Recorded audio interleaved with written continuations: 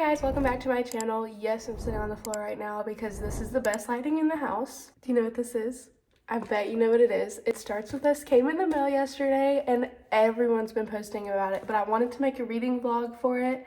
So I haven't opened it yet. It's been killing me, but I wanted to open it with you guys. Let's see if I can even open it. I'm so excited. Please, it is so pretty.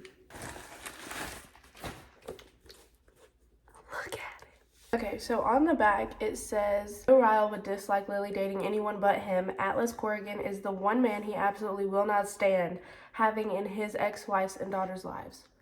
Sir, get over yourself. I heard that this book started like hours after the epilogue ended and it ends with us. On the back of here it does say it starts with us, picks up right where the epilogue for the glorious and touching it ends with us left off. So I'm gonna read this whole epilogue real fast and then jump straight into this one since it's only like a few hours apart from each other.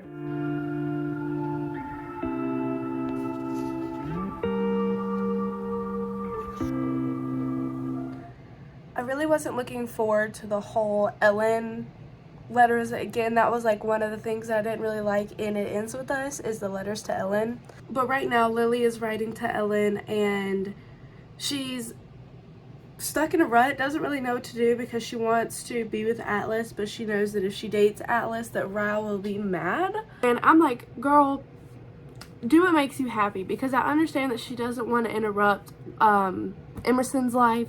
She doesn't want to make things complicated, and she doesn't want Ryle to throw a big temper tantrum. So I understand that not entertaining her feelings for Atlas is the easiest option, but at the end of the day, she's never going to be happy unless she has Atlas in her life, and she knows that. If that were me, I would take Ryle to court, and if he has a problem with who I'm dating, let's go to court, buddy. Let's tussle it out, because last time I checked, you beat the crap out of me. I don't trust you with my kid.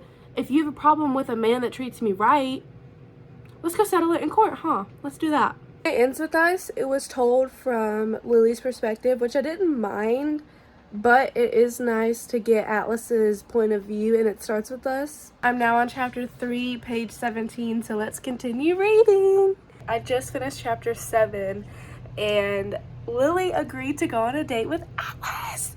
I know Ryle is going to come in the story and ruin everything because he always does. And I'm really not looking forward to that because I want Lily and Atlas to have a happy ending. And I hope they get that in this book.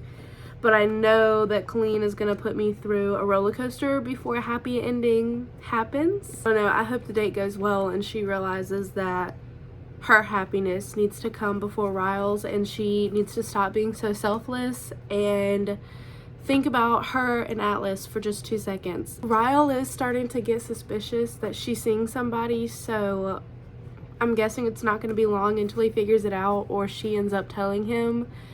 And I'm really nervous for that because, like I said, I know it's not going to be pretty. I know he's going to make this huge deal out of it, and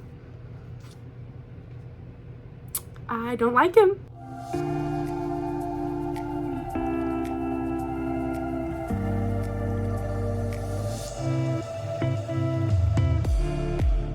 So right now they're on their date, and Lily brought him one of the journals that she used to write to Ellen in, and It Ends With Us. While they were on the way to dinner, she fell asleep because she's a mom, she's a business owner, she's tired, you know. Atlas didn't wake her up.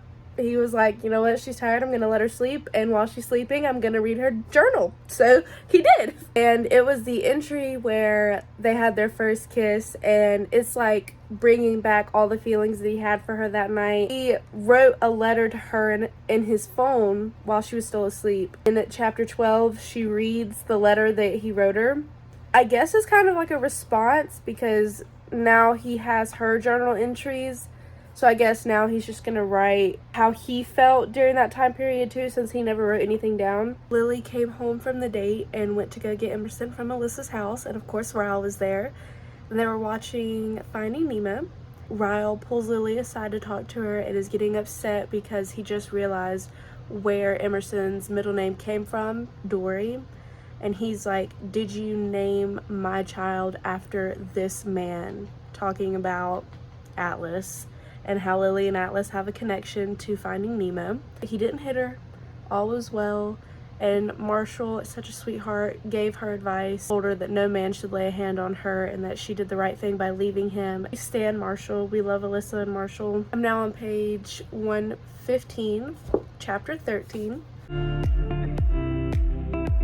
I'm now on chapter 13, and Atlas's mom is waiting at Bibs for him. Honestly, at this point, she's not a good mom at all, so she just needs to get out of the picture and let Atlas be happy, you know? I'm just aggravated with her altogether. It's been like 13 years since she's seen him. She kicked him out, left him to be homeless, and he was a teenager, so bye. We're now outside because it feels way too good not to be out here. I feel bad for him though. I feel like he can't catch a break.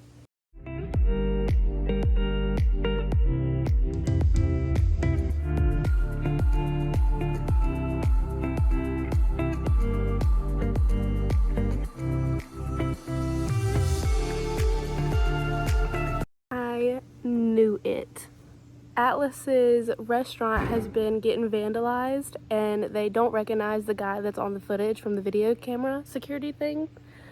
And when his mother came into town, I had a feeling she was gonna say that she had a son that's gone missing and that she thinks that he came to find Atlas, which would be his half-brother. I figured that that son was gonna be who's vandalizing Atlas's restaurant. I love how I had that anticipation before it even happened. And not only does Atlas have to worry about Ryle and Lily, he also has to worry about his now new half-brother that he never knew about, and his mom needing his help so she doesn't get arrested.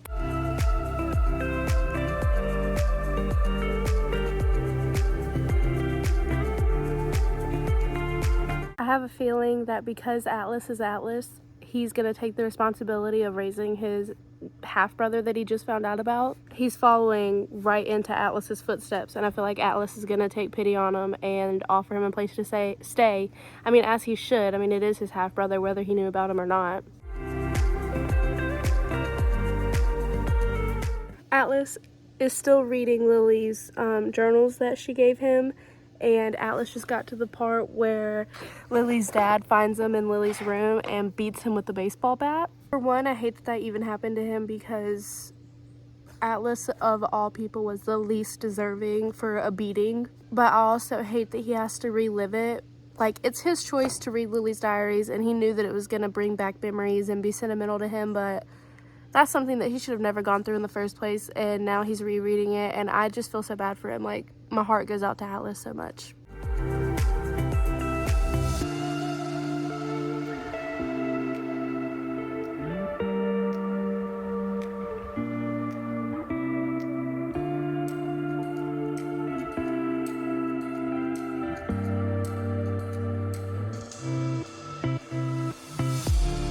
My intuition was definitely correct. Atlas is taking Josh home now, which is his younger brother. He figured out his name. I have things to do, so I'm stopping at chapter 16, page 142, and then I will pick up whenever I can sit down and finish the book. It's the next day, and I'm in bed. I'm wearing the same shirt. What about it? Today I'm starting off chapter 16 on page 142, so let's get into it. So for an update, right now what's going on is Josh is staying with Atlas right now. Atlas's lawyer was like, you need to tell your mom that you have Josh because she can use that against you in court, like as kidnapping or whatever, if you don't let her know. Atlas called his mom and told her that, you know, Josh was staying with him or whatever. She of course got mad and was like, bring me my son. And so they went to go meet at a hotel to return Josh back to her. And as soon as she saw Josh, she slapped him across the face, threw him in the hotel room. He hit his head on the TV stand, his forehead's bleeding. Just, you know, the normal abuse that she put both of her kids through. And Atlas witnessed all of it from his car, and he immediately got up, ran up the stairs, pushed his mom onto the bed, took Josh, went back to the car, and the whole time she was screaming, like, I'm gonna call the police, da-da-da-da, and Atlas was like, do it. Since Josh hit his head on the TV stand, Atlas was thinking that this would be a good opportunity to take him to the hospital. Not only get his forehead checked out, but also it can be used as documentation. If they do go to court and Atlas does want to try to get full custody, he needs proof that his mom is abusive and can't take care of kids. So props to Atlas, because that was smart thinking, and hopefully they can go to court and Josh can live with Atlas, because Josh needs his older brother. His mom is just really getting on my nerves. Like, I don't know why she's fighting so hard to keep a kid that she doesn't care about.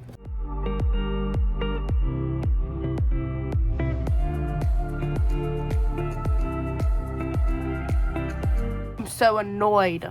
I just finished chapter 26. After Ryle and Lily had their argument about Atlas or whatever, Lily went to the park with her mom and then told her mom what happened. Lily took Emerson over to Atlas's house, and that's the first time they ever met. Lily felt guilty because she told Ryle that she wasn't going to bring Emerson into any other guys' lives for a while, but you know, she didn't want to go back to her apartment because she was scared that Ryle was going to be waiting for her. She didn't want to go to her mom's house because Ryle knows where her mom lives, and the only place that Ryle doesn't know where to find Lily is at Atlas's house, so that's where she went. Understandable. Atlas encourages her to start speaking with the lawyer to try and get full custody of her, or just to where Ryle can't have unsupervised visits with Emerson because he's dangerous. Ryle goes 4 days without talking to her, and then sends her like threatening text while he was drunk, and then shows up at her work that morning. He tells them that she's got a lawyer involved and that she sent those text messages to her lawyer, which she hasn't yet, but she's planning on doing. Of course, he got upset and was like blaming Atlas for everything, and was like, oh, I wonder whose idea to get a lawyer involved was. Just blaming Atlas for everything, and didn't have any problems until Atlas came into town. Like, look at what is the common denominator here. And she was like, stop blaming Atlas for your actions. Like, he didn't make you hit me. He's not the reason we got a divorce. Like, you were the one to blame for your actions. Grow up and be mature. Of course, him having the ego the size of freaking Canada, he was like, I'm a neurosurgeon and you're working a flower shop, so let's see how well this holds up in court. It frustrates me so bad, but that's how a lot of cases go, is a judge will look at one side of the family and be like, yeah, they have a good job, they make steady income, this and that, we're gonna put the baby in this household. When in reality, that might not be the best situation, but because they have a better job than the other parent, they automatically seem more fit, which is not the case for a lot of families. And now I'm on chapter 27, page 233. Oh no! Ryle just showed up at one of Atlas's restaurants, and he's ready to fight, ready to square up.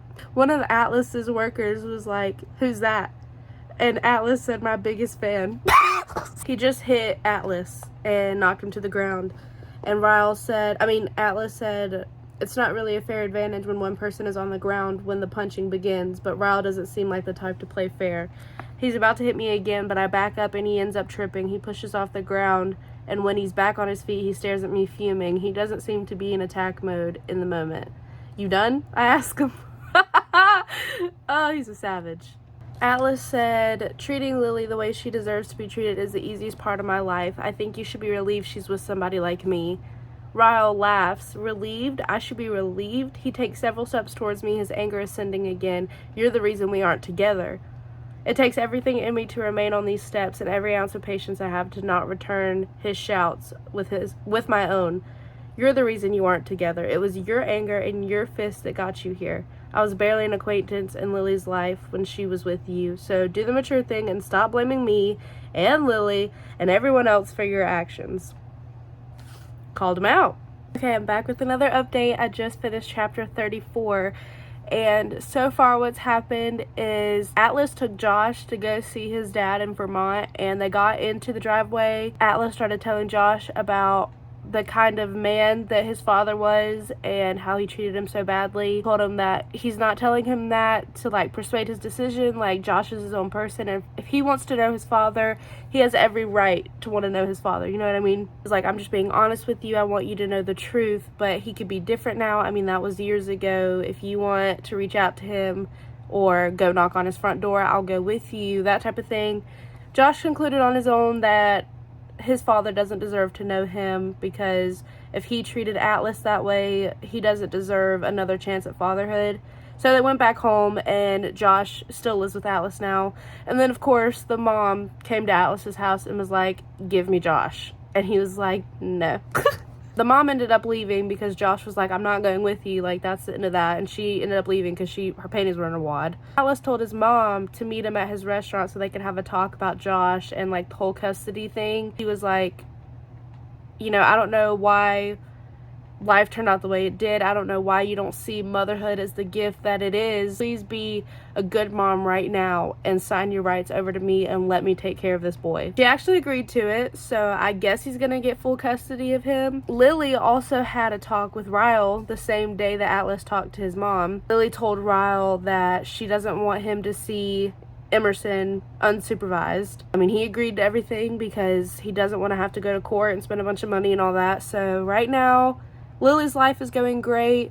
Ryle's barely in Lily's life anymore, only whenever it comes to Emerson, which is how it should be. Josh is living with Atlas. Everything is good. On page 302, and there's only like 320 something pages in it. So like, I have this much left, and I'm nervous to finish it because I really hope it ends on a good note, but we'll see. I just finished. After I left off, Lily moved in with Atlas. Josh is still living with Atlas, so now Atlas is living with Josh, Emerson, and Lily, just one big happy family.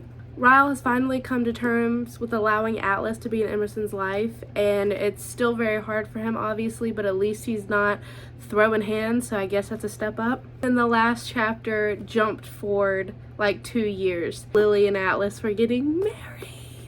His co-worker's son, Theo, told him to reread the vows. So Atlas was rereading his vows, and of course we got to read them, which were so sweet. I remember watching a book review on this book, and somebody said that they thought that this book was not necessary, didn't need to be written, and I completely disagree. I really wanted a happy ending for Atlas and Lily, and in this book we got just that. I mean, they got married. We know that Emerson is happy. We know that Ryle's getting his anger under control. I couldn't have asked for a better way to end a book, and Colleen Hoover did an absolutely amazing job at it. These two books have my heart. Overall, this book was really good. I really enjoyed it. I obviously read it in less than 2 days. I'm gonna rate this book like a little less than a 5-star, but like a 4.89 or something, because it's almost a 5-star, but I gave this book a 5-star, and I don't think this book is as good as this one, but it's still really great, and I feel at peace now with Lily's story and everybody else, because now I know that she got her happy ending and her and Atlas finally get what they deserve. If you loved this book and you were rooting for Atlas, which hopefully you were, because if you were rooting for Ryle, then you need to go to therapy. Read this book. So good. Well, that was the end of my book review. I hope you guys enjoyed, and if you did, give it a thumbs up, subscribe, comment, all that jazz. I've never done a video like this, so hopefully it turns out okay. Thank you guys again for watching, and I'll see you in the next one. Bye!